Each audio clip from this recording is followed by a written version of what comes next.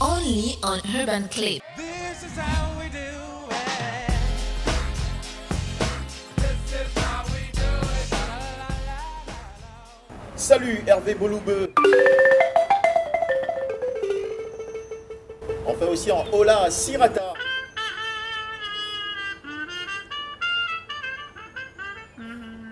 Ah, c'est magnifique.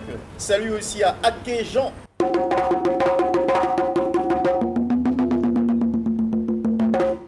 Waouh. Et on termine avec un Ola à Ange Gras. Si quelqu'un te dit qu'il peut avaler une noix de coco en entier, laisse-le faire. C'est qu'il fait confiance à son derrière. Et voilà, on démarre cette interview avec beaucoup de sourires. Merci les garçons, merci d'être là. Vous êtes la compagnie Bakin Gado. Vous êtes des étudiants diplômés de la prestigieuse école des arts INSAC, située en plein Abidjan. Alors, quel a été le type de formation que vous avez reçu dans cette institution? Nous avons reçu des formations en musique, en théâtre, en danse et en percussion. Les deux ont reçu une formation en musique.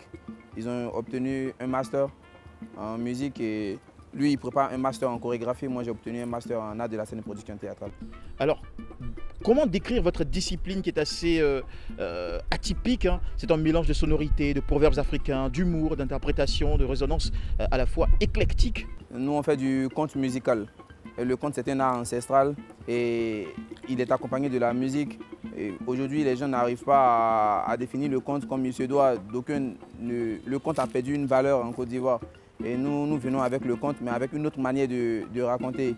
On n'est plus dans cette forme traditionnelle. Non, on n'est pas en discorde avec l'art traditionnel ancestral, mais aussi on veut donner une forme moderne au conte. Par exemple, pour laquelle nous accompagnons notre conte d'instruments tant traditionnels et modernes. Et on mélange tout ça avec une dose d'humour et tout ce que ça peut donner. Et ça donne le conte musical. Bakin Gado, c'est le nom de votre troupe qui est en ce moment, qui s'installe très bien dans le pays. Est-ce que ça a un sens particulier? Oui. Bakin Gado veut dire en langue Haoussa, héritage noir. Et maintenant, dites-nous, comment c'est monté votre troupe? Nous avons monté notre troupe, vu qu'à la fin de notre formation, il fallait qu'on crée ce qu'on appelait l'auto-emploi artistique. Un artiste n'est pas un mendiant, un étudiant qui sort d'une formation doit pouvoir se prendre en charge. Et avec la directrice de la compagnie qu'on salue au passage, Kano Yasmine, on a réfléchi à une forme pour pouvoir nous prendre en charge nous-mêmes. Nous sommes des pères de famille, nous sommes des amis, nous sommes amenés à construire des familles. Et nous avons réfléchi sur une technique qui nous permettrait aujourd'hui de passer dans toutes sortes d'endroits, dans les festivals, dans les discothèques, dans les bibliothèques, un peu partout dans les écoles. Et c'est comme ça que nous avons réfléchi à l'idée et nous avons créé le bijou Bakin Gado. Bakin Gado, c'est du théâtre, c'est du conte et c'est de la musique. Et ce groupe-là, nous, on fait du conte musical. Il y a un autre groupe qui fait du théâtre. Et parlant de père de famille, à l'instant tu le disais, la bonne nouvelle c'est que tu t'es marié depuis quelques mois maintenant. Ange Gras, toi le leader du groupe. C'était quand la date inoubliable? Le 19 septembre 2015. Superbe. Et depuis lors c'est le bonheur. Hein. Le bonheur. Qui a trouvé une femme a trouvé le bonheur. Ça inspire des chansons parfois, la vie de couple? Oui. Mais il y a des... Tu vois, entre la bague et le doigt, il y a une petite chaleur. Souvent, il y a la chaleur, c'est chaud, mais quand je regarde la bague, ça brille et tout le monde pense que c'est doux, c'est chic. Toujours de l'humour avec Ange.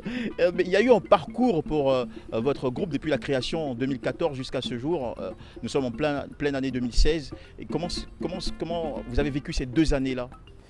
C'est 2 années de joie, et 2 années de travail, la joie dans le travail, parce que c'est pas facile aussi dans le groupe.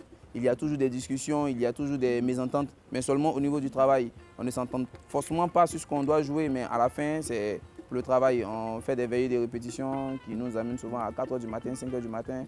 On fait 10 heures de répétition par jour qu'on a l'occasion, 3 jours de répétition par semaine. C'est vraiment un travail du sport et tout, l'alimentation qu'il faut gérer et tout ça. Mais on pense que tout ça nous permet de nous construire, de pouvoir tracer notre ligne dans ce dur chemin qui est celui de l'art. En tout cas, du travail lourd, de la négociation, de la discipline et aujourd'hui un résultat qui est plaisant. Vous avez été aussi à plusieurs événements, on va évoquer quelques-uns. Le Massa récemment, un concours national aussi de détection de talent qui était waouh. Quels sont ces événements qui vous ont aidé à construire votre notoriété? Il faut dire que c'est le concours de talent waouh organisé par Cyril Dorcas que nous saluons aussi qui est notre producteur manager qui vraiment nous a détecté dans ce trou-là et aujourd'hui on arrive à passer dans pas mal d'endroits et c'est plus difficile d'être constant. Monter, être premier, c'est facile, mais être constant et donner toujours le meilleur résultat, c'est vraiment difficile. Et je pense que c'est ce qui nous attend. Et il y a aussi le Massa qui est le plus grand marché, le plus grand festival en Afrique. Et nous avons été sélectionnés pour notre première participation. Nous avons été sélectionnés en sélection officielle, en sélection IN. Et par la grâce de Dieu, nous avons rempli les salles à chacun de nos passages. Nous pensons qu'aujourd'hui, nous avons atteint une cote, nous avons atteint la pente. Maintenant, le plus dur, c'est de rester constant, de travailler afin que notre slogan, on se dit, c'est quand la parole triomphe de la pensée. Chaque fois sorti de nos salles de spectacle, il faudrait que les gens repartent toujours avec la joie. C'est plus compliqué aujourd'hui de donner la joie que de rendre quelqu'un triste ou quelqu'un en coléreux ou en colère. Nous, notre mission, c'est que les gens repartent avec la joie. Et aujourd'hui, on s'attelle à ça chaque jour, à ce que les gens repartent avec la joie. Je suis sûr qu'en regardant cette émission, quelqu'un quelque part se dira mais comment puis-je me procurer l'album de Bakin Gado? Y en a-t-il un de disponible ou ça reste un projet musical? C'est un projet qui ne tarderait pas à être mis sur pied. L'album sortira bientôt. Pour l'instant, on prend le temps de bien préparer cela et avec un clip à l'appui et tout ça. Mais pour l'instant, c'est encore un projet. Et on veut travailler d'abord afin de faire sortir quelque chose de bon, mais vraiment de très bon. Vous êtes attendu dans quelques jours en France pour une petite tournée, des prestations. Ouais. Un petit mot là-dessus.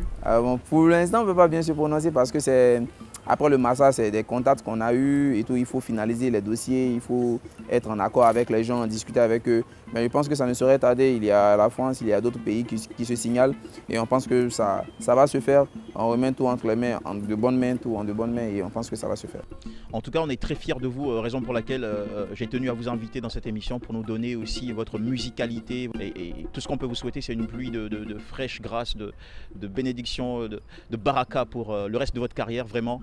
Une carrière qui chante, une carrière qui danse, une carrière qui plaît, qui donne envie. Qui parle. Allez, merci Bakin Gado, merci d'être venu sur Urban Clip. Urban Clip, only on Urban Clip.